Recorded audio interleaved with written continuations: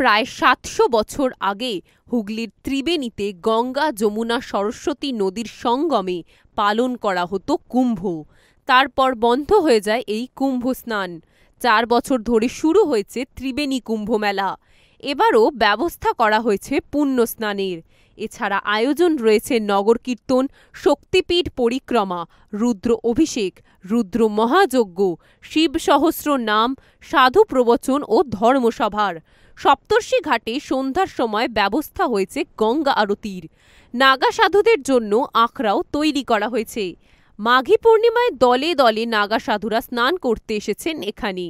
কথিত আছে গঙ্গাসাগরে মকর সংক্রান্তি শেষে ফেরার পথে সাধু সন্ন্যাসীরা পায়ে হেঁটে ত্রিবেণী সঙ্গমে মিলিত হতেন মাঘী পূর্ণিমায়।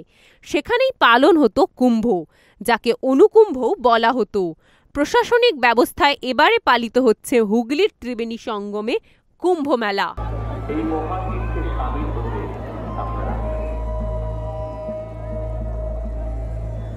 আপনাদের সহযোগিতার জন্য বাসুদেব পৌরসভা